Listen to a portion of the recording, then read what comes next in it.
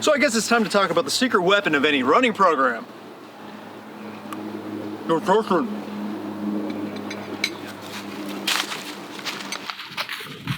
So I'm now in week 2 of my 30-day program to see how fast I can get if I train diligently for 30 days. Now I've tested my physical limits, I've pushed my mental pain tolerance to the limit, but honestly the most difficult of all is dieting. So I made this really elaborate cooking video where I basically just boasted about how I hacked my diet, only to be knuckle deep in some of that Popeyes within 2 days. Turns out, dieting is hard, and I'm an idiot. And then I went to watch the video that I recorded, and I realized I made the most obtuse thing in the world. I have no business talking about how to diet to get faster. There's only one thing that I actually think I can talk about. How to fail at dieting. Diet. Nutrition, one of the fundamentals of getting healthy. But more importantly, one of the fundamentals of getting fast. And if I'm being totally honest, that's what I care about. So I have some chickens, yams, beans, and some onions. Gonna throw them all in a pot, call it a meal. If you're expecting anything that actually looks good or tastes good, your expectations are here. I'm gonna need you to bring them down to about here.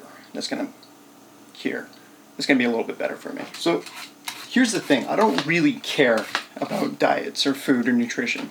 Like, it's such a complicated subject and you have to do so much research and there's so much conflicting information on what's healthy, what's good for you, what portions you should be eating when.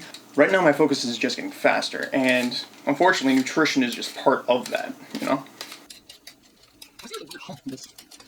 You see this? You see this here? My knife won't peel it. I don't care. Hell yeah. And honestly, I think that aspect's the most difficult part of this whole program is the consistency with the nutrition. I know what's healthy for me, I know how much I should eat, and I know that I tend to eat too much disgusting, greasy food.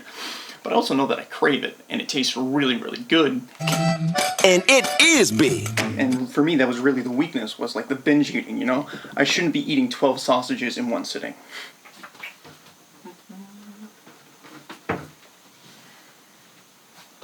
I'm just dicing them up into small pieces. I think you should probably have them more like uniform size so they boil better, but I'm not doing that.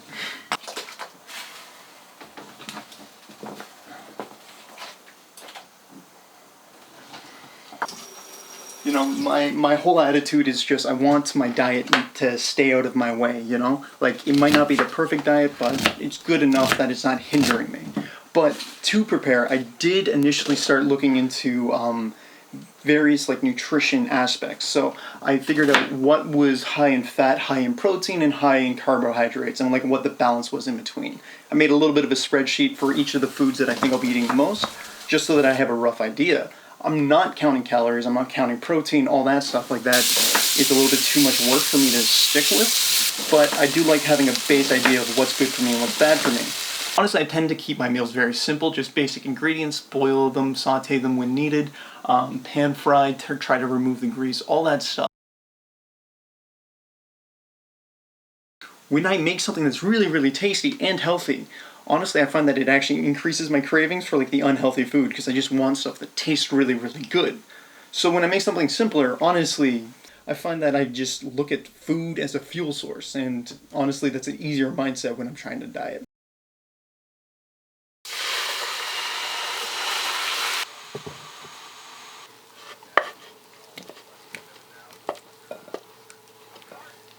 So clearly I'm an idiot, but I can't deny there have been some results of the diet. I am 13 pounds lighter, I have lower body fat, but where I failed was this was a diet specifically to make me faster, and that just did not happen. There was training day after training day where the crap that I ate affected me so aggressively, I couldn't even try 100%. Like, I would get up to 90% and I just could not push that extra 10%. There was just this mental block that was there, and it was infuriating.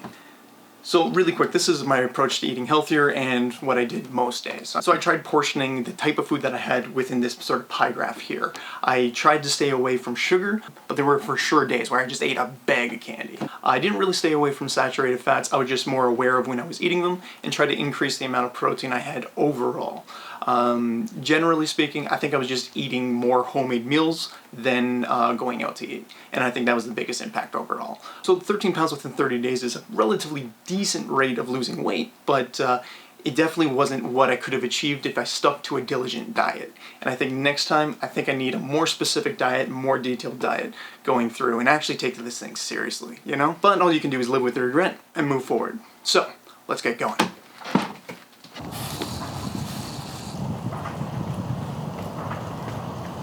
Holy crap, that escalated quickly. Compared to week 1, week 2 is a different monster entirely. I think I'm in better shape, but the fatigue, the strain is starting to get to me. My legs are just, they're feeling it for sure. But yeah, I think looking at this week compared to week 1, I think I'm in significantly better shape than I was in. Just like looking at my heart rate data in general, I'm actually surprised how quickly I've adapted. My average heart rate for last week was 80. My highest resting heart rate was at 91. And this week, my lowest is at 58, and my average is 69. In terms of the weight, I started week 2 in a pretty good spot. I was weighing 180. At the beginning of week 1, I was 190, so I lost about 10 pounds in a week. And then by the end of week 2, I'm back up to 185. And let's be honest, McDonald's and Popeyes was to blame. But the diet, the nutrition aside, I think I'm actually pretty happy with how I'm doing in terms of the results. So these are the results for each individual week. Now, just to give you an idea of how much harder week 2 is compared to week 1, the total distance that I ran in week 1 is about 24 kilometers. In week 2, I ran 33. And just in terms of the amount of time I spent in the hard heart rate, the heart rate that's pounding, really, really exhausting kind of workout, it's a half hour longer. I spent 94 minutes in that sort of high heart rate kind of zone, compared to last week, which was about 66. Now, one of the biggest changes from week 2 to week 1 is in week 2, I felt like I knew what I was doing, and honestly, my body was cooperating a lot more. It was easier for me to stay in the easy heart rates when I was supposed to be easy, and I was really digging in and pushing myself when it came to those harder days. And I think every day I felt a little bit stronger, but maybe just a little bit more tired. Okay, so getting into the details here, the key days that I wanted to highlight. One is the long day. The long run, it's about an hour long at just super easy pace. Last week, I honestly was struggling keeping my heart rate down. I was running at a 9:12 pace just to keep my heart rate under 155. And this week, in week 2, I ran at 750 for 15 minutes longer. Now with that, I almost was a full minute faster and it just felt effortless. It felt like a lot more in control. And overall, I'm taking this as a good sign. The other one I wanted to highlight was tempo day. Friday's hard day. It's all about fast pace, as fast as I can go. And with this, I put in some really gnarly hills as well. So last week I ran for 30 minutes and managed to do 5.18 kilometers at a 5:49 pace. Now this week I saw a significant improvement of a 5:30 pace instead for 5 minutes longer, a total of 35 minutes. Overall, I do feel as though week 2, I'm putting in the work, things are getting harder, things are ramping up, things are getting more serious, but on the other hand, I'm not progressing to the degree that I need to be. I'm trying not to be disheartened about it. I'm trying to focus on the fact that I am stronger and faster than I was in week 1, but the end of the month is coming up soon and I gotta see some improvement pretty quick. I feel like this is the first week where I'm putting in really strenuous amounts of exercise. Really, my legs are starting to feel it. My joints are starting to hurt a little bit. I do think that I have to pay a little bit more attention or an injury might be incoming. To be honest with you, I'm not looking forward to week 3. Week 3 is the hardest week yet. It's the peak, it's the climax, it's the hardest workload in total. And I don't know if I can do it. But make sure you subscribe so you don't miss that video because whatever it is, I'm sure it's going to be a doozy. All right, see you next week.